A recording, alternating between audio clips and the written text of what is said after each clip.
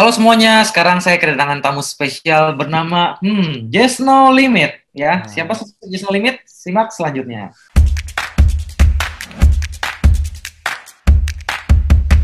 Halo Just No Limit, halo Bro Riko. akhirnya ada di YouTube saya setelah setahun, 2 tahun, apalagi 20 tahun mengundang seorang Just No Limit yang padatannya sangat sibuk, tapi akhirnya bisa datang juga. Bukannya sibuk sebenarnya, soalnya dibanding yang lain itu ya gue siapa gitu kan. Waduh, tapi gue thank you banget loh, lu udah mau hadir di sini, mau sharing. Wah, thank Dan you ada juga. di YouTube gua. Ya, gue bacain sedikit seputar Just No Limit dulu ya.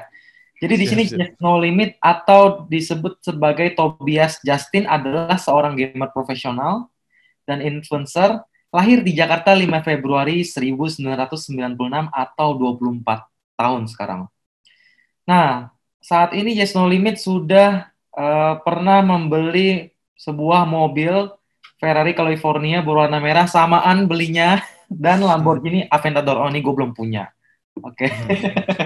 Oke, Lampunya Jess. juga bisa, Bro Riko mah.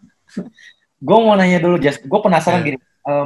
Gimana ceritanya lu memulai semuanya dari nol yang dari bukan siapa-siapa jadi something? Awal mulai itu gue itu dari kecil itu suka jualan gitu ya, walaupun gak dilakukan secara rutin. Dari kecil itu gue suka main game juga, main game. Nah, kebetulan waktu itu kelas kelas pas SD lah, pas SD itu gue main game, level udah lumayan tinggi, nah gue jual akunnya. Nah Oke. dari situ itu gue dapet duit gitu kan, menghasilkan duit. Terus pernah lagi pas SMP itu jualan Rubik's, zaman tau kan Rubik yang itu kan, yang Oh, kotak-kotak itu. Nah itu gue main tuh, sebetulnya gue main, terus tiba-tiba booming di sekolah. Habis itu gue jualan di sekolah. Pernah sempat juga jualan Windows original itu gue pernah jualan lagi voucher voucher line. Jadi itu sebetulnya ilegal sih. Sebetulnya kayaknya ilegal ya. Setengah oke. ilegal gitu ya kayaknya ya. Tapi nggak ngerti ya waktu itu ya jualan aja ya. Eh jadi sebetulnya ilegalnya gini sih. Maksudnya gue jual itu sebetulnya halal aja. Cuman jadi sebetulnya ceritanya itu ada sebuah brand handphone. Hmm. Jadi kalau misalnya kita beli, sebetulnya bakal dapat voucher itu. Oke. Cuman yang jualan handphone itu dicabutin vouchernya. Oh, Jadi diajarin istilahnya lagi. eh, eh, Oke. voucher harga 50.000, dia jual 10.000 waktu itu. Nah, gue beli mungkin harganya waktu itu 15.000, 20.000. Nah, itu gue dapet duit, gue dapet sekitar ratusan juta pertama gue lah itu, kurang lebih di situ Hmm, tuh. hmm. Terus akhirnya di situ gue memutuskan berhenti kuliah waktu itu di situ. Semester berapa? Gak nyampe semester 1. Oh, oke. Jadi sebetulnya karena gimana ya? Karena gue kan kerjanya waktu itu harus ngebalesin chat tuh. Gue ngebalesin chat. Nah, gue udah minta orang, bahkan sampai 2 orang tuh. Gue minta 2 orang tolong bantuin balesin chatnya. Ya. Itu dari pagi sampai malam kita balesin nggak berhenti-berhenti tuh. Nah, akhirnya ya udah gue mutusin daripada dua-duanya nggak beres gitu kan, mending milih salah satu jalur. Dan akhirnya ya diizinin sama orang tua gitu kan. Oke. Dari situ berapa berapa bulan setelah gue keluar, vouchernya nggak masuk, nggak ada lagi.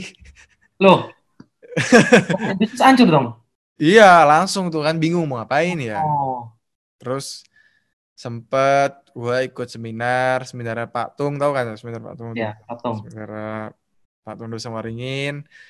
Terus gue ikut sampai seminar Tony Robbins, gue ikut juga tuh ke Singapura. Oh, ke Singapura, oke. Singapura UPW, seminar UPW. apa ya? Kayaknya ya. Jadi ya ikutlah seminar-seminar gitu. Terus sempet juga gue ngimpor barang dari China, Oh, ngimpor pemutih gigi tuh. ah, Kan waktu itu gue bingung kan, wah gue harus ngapain nih supaya gue bisa dapat duit lagi gitu kan. Nah udah gue coba impor barang, ternyata nggak putih giginya. Jadi gue cobain sendiri kan, nggak putih-putih gigi gue. Dari situ gue, daripada gue nipu orang kan, ya udahlah, udah biarin nggak laku, nggak usah, nggak apa-apa. Jadi eh, kayak gue bingung dong mau ngapain ya. Akhirnya kan lama-lama duitnya berkurang terus juga dong. Gue ikut seminar Anthony Robbins aja itu, gue ikutnya yang itu soalnya tuh, yang VIP, jadi bayarnya mahal tuh, banyak kaya ya dulu ya. paling depan duduknya dong kalau gitu. Gak paling depan. Dekat Eh, sama si Tony Robbins ya berarti ya? lumayan deket, cuman di kelas di atas VIP masih ada lagi, Ya, VVIP itu. kalau nggak salah ya. Ya. Ya Sama pernah. pokoknya, ya lu pernah ya? Gue belum Iya. pernah, gue belum pernah. Oke. Mahal banget itu soalnya. Iya. Terus. Terus dari situ nggak dapet duit, duit berkurang terus. Akhirnya waktu itu gue sempat ikut seminar patung kan. Hmm. Ada orang dari seminar patung itu ngajak gue ketemu. Hmm. Nah dia ngajakin gue bisnis MLM. Oke. Kebetulan karena waktu itu gue lagi baca bukunya Robert Kiyosaki juga, kan di sana dia bilang kan bahwa memang salah satu cara untuk belajar bisnis itu ya di MLM gitu kan. Hmm. Dan ya udah gue ikut MLM dan gue jalanin. Terus ya jalan-jalan dapat duit. Cuman ya gimana ya? Pelajaran yang paling berharga yang gue dapat ini sih. Jadi waktu itu gue dapat dapat duit. Cuman hancur hancur gitu loh, hancur. Jadi dapat duit bukannya naik terus malah hancur. Apa yang bikin hancur? Gue itu sombong pada Hmm. saat itu. Nah, jadi langsung hancur, bener-bener hancur hancur-hancurnya. Dan itu sempat gue dibilang sombong itu di 2 kali pada saat gue udah dapat ratusan juta pertama, nah itu gue dibilang sombong. Nah itu kan mulai tuh hancur-hancur perlahan-lahan. Ya. Pas gue di MLM naik lagi sebetulnya. Jadi gue sempat mendapat apa ya istilahnya kalau misalkan di game itu kan ada peringkatnya nih, Riko. Betul. Nah gue itu sempat kalau misalkan di MLM itu gue sempat menjadi diamond paling muda di MLM itu tuh. Oh, oke. Jadi sempat jadi diamond paling muda. Nah tapi setelah itu ya hancur karena dan gue juga ngerasa sombong gitu. Jadi ya gue bersyukur juga sih hancur lagi hilang semuanya bahkan sampai minus gitu Oke. sampai minus ya gue pernah punya barang ya pernah punya gue beli ya gue pernah beli mobil jadi cicil sampai menggigil gitu Oh, oke. gitu Oh, lu ada jadi di titik itu ya berarti? ada jadi pernah paling parahnya itu gue pernah pulang gitu ya. Ini gue sebetulnya belum pernah cerita sih. Ini Hmm. titik paling terendah dalam hidup gue lah ya, titik terendah serendah-rendahnya. Jadi mobil itu kan gue belum bisa bayar cicilan tuh kan, belum bisa bayar cicilan. Terus tiba-tiba disita, Oh, disitanya di depan satpam, depan rumah gue. Nah itu, wah wait. itu gue kayak terpukul banget sih, sedih banget gue, sedihnya minta ampun itu. Jadi disita. Itu kan gue itu pulang pun habis pulang kerja tuh, tengah malam. Jadi gue itu ikut MLM itu pulang bisa jam 2 pagi, jam 3 jam Oh, 12 jam 2. Jadi apa ya? Istilahnya ya gue itu nggak takut lah kerja keras gitu. Karena gue itu yakin apa ya? Di dalam hidup ini itu kita pasti ada jatah kerja kerasnya gitu. Nah, dan gue itu mau bayar pada saat gue masih muda. Gitu sih di pikiran gue. Dan ya itulah. Mungkin gue bersyukur sih. Sekarang gue bersyukur ada momen seperti itu karena eh, titik itu mengajarkan gue bahwa kalau kita mau beli sesuatu ya kita nggak boleh memaksakan gitu sesuatu yang setuju. dipaksakan itu tidak baik karena waktu itu gue bener-bener cuma punya DP sama cicilan buat bulan depan sebulan berikutnya dan gue nekat Hmm. dan disita akhirnya jadi Gimana cara lu lunasin utang pada saat itu? cara gue lunasinnya waktu itu gue main Mobile Legends jadinya tuh sebelum gue main Mobile Legends gue ada main beberapa game sih Ya. namanya Vainglory tahu nggak tahu ya mungkin ya Tahu, beberapa tahu, ya tahu. tahu ya Tahu. ya main Vainglory. Nah, gue main udah hampir level maksimal satu level sebelum paling mentok lah, satu level sebelum paling mentok. Cuman gara-gara gue bosen ya, akhirnya gue delete. Tiba-tiba ketemu iklan Mobile Legend.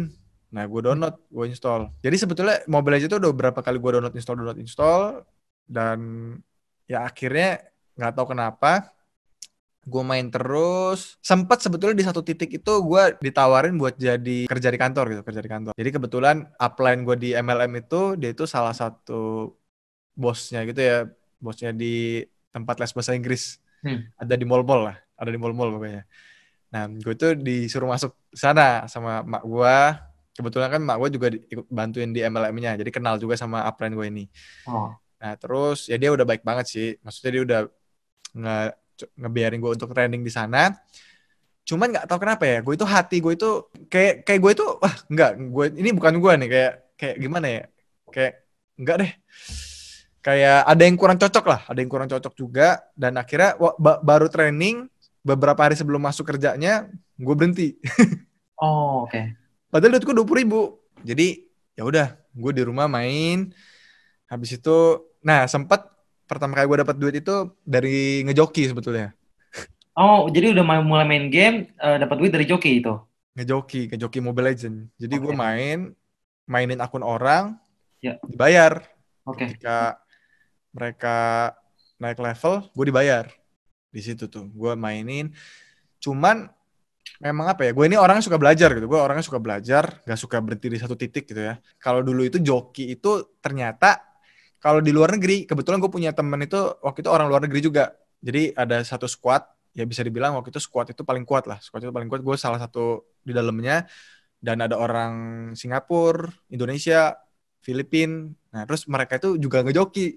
Hmm. Dan ngejoki orang Singapura harganya itu bisa berkali-kali lipat dibandingkan joki orang Indonesia. Oh, oke. Dari situ gue mencari customer orang Singapura. Nah, gue Dapur. joki. Nah, dari situ yang dari duit gue sisa 20.000 itu, ya puji Tuhan bersyukur banget. Akhirnya gue bisa dapat sekitar, ya mungkin sekitar 10 jutaan lah sebulan. Tapi itu gue bener-bener harus ngejokinya dari gue melek sampai gue tidur. Jadi bahkan sampai gue ketiduran gue main. Oh ya, Sampai segitunya. ketiduran. Iya, jadi gue sampai ketiduran. Kadang-kadang gue bangun, HP gue masih nyala dan ngelihat kalah gitu. Karena kan gue ketiduran gitu. Sampai segitunya. Ya dari situ, dari ngejoki, akhirnya gue ngumpulin penjoki. Ngumpulin penjoki bagi hasil. Oh, lu jadi makelar nih sekarang. Ya, jadi gue Oh, gue gue bandarnya kan, ya, bosnya lah ya, ya. ya, jadi kayak Oke. gitu. Wah, oke. Terus ada sempat di satu titik gue dapet penghasilan lumayan besar. Waktu itu gue dapet bisa, bagi gue waktu itu kan tempat turun banget kan. Nah, gue bisa dapet ya jutaan per hari, itu kan udah lumayan banget bagi gue kan. Di saat gue beberapa saat sebelumnya itu 20.000 per hari gitu. Ya, Nah, jutaan per hari itu gara-gara gue jualan diamond. oke. Cuman setelah gue selidiki, ini diamond kok kenapa ya bisa lebih murah gitu ya. Nah, setelah gue selidiki, kemungkinan besar ya 80% 90% mereka itu kayak carding gitu loh, kayak carding. Jadi mungkin yang nggak tahu carding itu, mereka itu ngumpulin data kartu kredit orang, habis itu mereka kayak yang ngehack gitu lah, kayak Betul. masukin datanya itu supaya bisa beli diamondnya. Dan Betul. setelah gue tahu itu, walaupun gue bisa dapat jutaan per hari, ya maksudnya gue mau bisnis itu yang bener-bener aja gitu. Ya udah, akhirnya gue stop. Jadi dari penghasilan yang ya jutaan per hari itu gue stop. Akhirnya penghasilan gue jadi ya mungkin sekitar 10 jutaan doang lah dari gue ngejoki. Jadi gue ngejoki juga plus ada penjoki yang lain Oke. gitu sih. Terus dari situ akhirnya ya ini sih, dari situ gue ada ngeliat teman gue nge-YouTube, dia ada peringkat satu, jadi peringkat satu di Mobile Legends, terus nge-YouTube banyak yang nonton. Gue tanya dia, nah namanya Warpat tuh. Gue nanya dia, bener gak sih itu dapat duit? Nah bener katanya. Habis itu gue mikir, wah ini kalau gue bisa jadi peringkat satu, gue bikin YouTube, berarti gue bisa dapat duit juga nih. Nah dari situ gue sikat lah itu, pokoknya di otak gue, pokoknya gue kalau peringkat satu, gue bisa bagian orang tua gue bisa dapat duit, udah gue pokoknya nggak peduli apapun, gue peringkat satu di otak gue harus peringkat satu. Dan itu gue main kurang lebih bisa sehari itu kurang lebih 16 jam lah. Jadi gue bangun jam Oh, no. 16 18 jam lah, 18 jam. Jadi gue bangun jam 6 pagi, melek, gue langsung main sampai kurang lebih jam 12 malam. Dan Umur itu berapa Jess waktu itu? itu umur berapa ya? 20 lah, mungkin 20-an Oke, lah ya. 20. 20-an Oke. ya, 20 21 mungkin ya. Terus. 21. Ya udah, gue main sampai kayak gitu. Jadi istilahnya apa ya? Gue itu mengorbankan sesuatu yang udah pasti untuk sesuatu yang tidak pasti nih. Ya. Jadi income gue waktu itu menurun dari jutaan rupiah per hari, jadi nggak nyampe, bahkan nggak nyampe 10 juta rupiah per bulan. Hmm. Nah itu gue nge-YouTube ya nggak lama sih itu, momennya mungkin sekitar 2 bulanan lah. Gue di rumah doang, itu di rumah doang, di kamar doang, makan sambil main, pup sambil main, mandi sehari sekali waktu itu. Dan ya puji Tuhan akhirnya dapet duit dan ya akhirnya ya Tuhan baik banget, akhirnya ada di sampai titik sekarang diundang sama Bro Riko gitu sih. Wah, Ya gila. bersyukur banget sih sama Tuhan. Jadi bisa dibilang titik balik seorang Jess No Limit itu adalah ketika Jess memutuskan untuk memulai sebuah perubahan yang bergejolak dari lama sampai kira fokus ke satu hal, gue pengen nge-YouTube, pengen ngabisin waktu 14 sampai 16 jam, gue pengen fokus and so on, dan akhirnya bisa sukses ya. Cuma ini gue inget banget nih Bro Riko ngomong gitu, gue inget banget. Jadi gue itu sempet waktu gue depresi itu gue berdoa nih. Ini gue inget banget. Gue berdoa, gue bilang, Tuhan, tolong Tuhan kasih aku kesempatan untuk aku ngebahagiain orang tuaku. Ya karena aku ngerasa sekarang ini aku nggak berguna banget di hidupku ini. Ya tolong kasih kesempatan, kerja apapun asalkan halal, aku bakal lakuin, aku bakal kerja keras. Dan ya istilahnya kalau misalkan itu harus diganti dengan umurku pun aku rela gitu. Aku rela umurku itu pendek, tapi aku bisa bagian orang tuaku selama mereka hidup. Nah gue itu sempat berdoa kayak gitu. Jadi ya itu sih maksudnya gue percaya, makanya gue percaya banget semua yang diberikan itu ya karena Tuhan gitu sih. Setuju, setuju. Jas, apa yang lu mau sampaikan ke diri lu yang dulu mungkin semua orang pernah berbuat salah dan termasuk lu juga pernah berbuat salah. Apa yang lu mau sampaikan ke diri lu yang mungkin masih berjuang pada saat itu? Kalau yang gue mau sampein, yang penting kita maju terus aja dan kita memastikan langkah kita itu berkenan di hadapan Tuhan. Jangan sombong. Itu paling penting sih. Itu paling penting. Karena begitu kita sombong, ya maksudnya apa yang kita punya sekarang ini kan sebetulnya bukan milik kita sepenuhnya gitu loh. Hanya Hmm. titipan doang gitu kan. Ya kalau sombong ya diambil lagi, udah simple aja gitu. Ya. Tapi Jas, apa sih yang membuat lu tuh berani banget ngambil sebuah keputusan dan pindah-pindah padahal jujur ya, nggak jarang loh orang kaya lu ngelakuin gitu, lu udah dapat income. Terus lu hilang dong tiba-tiba, tapi lu berani gitu. Gila, itu keputusan yang nggak gampang loh. Mungkin karena ini sih, karena di otak gue itu gue ngitung juga gitu kan ya. Gue ngitung kalau misalkan gue ngelakuin hal ini terus, ya Hmm. mungkin beberapa tahun ke depan, beberapa bulan ke depan, apa yang gue bisa dapat ya mungkin segini doang gitu. Oke. Maksudnya bahkan mungkin di saat itu joki menjoki bisa dibilang saat itu gue yang paling besar, salah satu yang paling besar. Oke. Jadi maksudnya ya gitu-gitu aja gitu. Tapi begitu nge-YouTube, nah gue itu bisa ngeliat teman gue itu bisa dapat banyak banget dan Oh. bahkan kayak bertumbuhnya itu growth-nya itu masih naik terus. Dan Hmm. ya gue ngeliat, wah ini masa depannya sepertinya ini bagus banget nih. Hmm. Dan di saat itu ya istilahnya gue punya pikiran itu untuk bisa mendapatkan sesuatu yang lebih besar harus ada pengorbanan gitu. Oke. Jadi lu rela untuk menunda kesenangan sementara dong. Nah, rela banget gue. Ya. Demi future yang tapi nggak masalah kalau nggak dapat income saat itu gitu ya. Nggak masalah gue. I Bahkan see. 10 tahun pun gue rela menunggu. Kalau I see. Gila, lu punya jiwa seorang entrepreneurship sih. Yes, kalau dari ya, pengalaman lu. Tapi karena gini, masih belajar gue.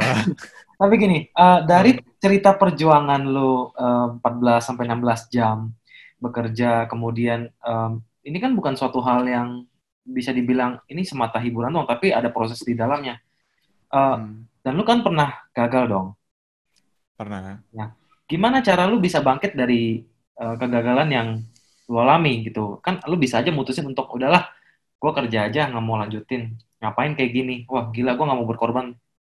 Dan apalagi Hmm. terakhir lu bilang, gue nggak apa-apa nunda kesenangan sementara ya, mau 10 tahun pun nggak apa-apa gitu. Tapi apa sih yang bisa bikin lu bangkit dari kegagalan gitu? Jadi temen gue pernah ngomong ke gue waktu itu.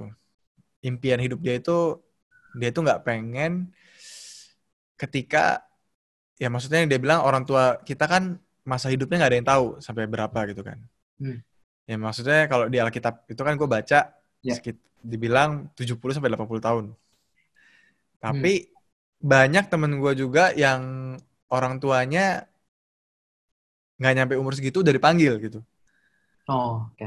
Dan ya istilahnya kita kan nggak pernah tahu nih kapan orang tua kita dipanggil. Dan Ya. temen gue itu bilang, dia itu nggak pengen ketika orang tuanya nanti nggak ada ya, dia itu bilang, sorry banget, mohon maaf, aku belum bisa bahagiain mama sama papa. Hmm. Nah itu momen yang paling gue itu nggak pengen dalam hidup gue. Jadi istilahnya ya apapun yang gue lakukan, gue itu berpikir apakah ini bisa membahagiakan orang tua gue apa enggak. Tuhan itu yang punya segalanya gitu kan. Dan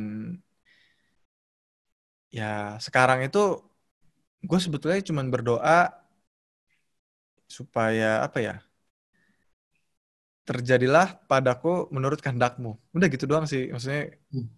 Maksudnya gue punya impian, memang gue punya impian pribadi. Tapi gue selalu bilang, aku punya impian ini, aku punya impian ini, tapi sekarang ya pokoknya hidupku ini untukmu gitu. Jadi apapun yang terjadi dalam hidupku ini tolong dibuat sesuai dengan kehendakmu. Kalau apapun kehendakmu yang pengen aku lakukan dalam hidupku, tolong sampaikan kepadaku gitu. Oke, gila, gue setuju banget sama lo. Intinya kalau ada masalah apapun, kita siap sebagai manusia, kita ikhlas, tapi kita juga berjuang. Apalagi lu juga di YouTube salah satu YouTuber yang punya konten yang sangat amat positif, Jas, menurut gue. Dari semua konten lo ya, lu nggak ada yang kayak lu gunain kata-kata kasar, jorok. Jadi kayak lu mencontoh orang tuh untuk nggak ngelakuin kayak gitu loh. Keren banget ya. Amin lah. Bro Riko juga kan kontennya nggak ngomong gitu kan? Betul. Karena gue kita pidana ya. Tapi gue penasaran deh. Kan lu dulu jadi atlet nih. Kemudian kan lu udah nggak jadi seorang gamer profesional. Masih bisa dibilang gamer profesional nggak sih kalau gitu? Enggak. Tapi lu adalah seorang yang pro, yang sangat amat jago di game gitu. Source of income lu kalau udah keluar dari atlet dari mana lagi? Oke lah, orang tahu dari YouTube AdSense gitu. Gue itu lagi belajar untuk ini sih, seperti Warren Buffett gitu loh. Oh, I see. Lu invest aja sih. Ya? Ya, gitu. Berarti sih. lu kembali ke aliran Robert Kiyosaki lagi ya? Ya, membangun aset kan, aset itu kan. Membangun aset, berinvestasi. Ya, itu sih sebetulnya ke depannya. Jas, ini pertanyaan terakhir sebelum kita menutup sesi wawancara kali ini.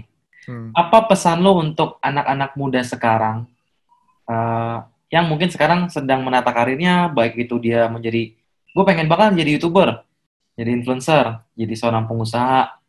Gue pengen banget nih, terus gue ngelihat Just No Limit di YouTube, gue terinspirasi, tapi gue nggak tahu harus mulai apa. Apa pesan lu untuk mereka yang sekarang sedang berjuang?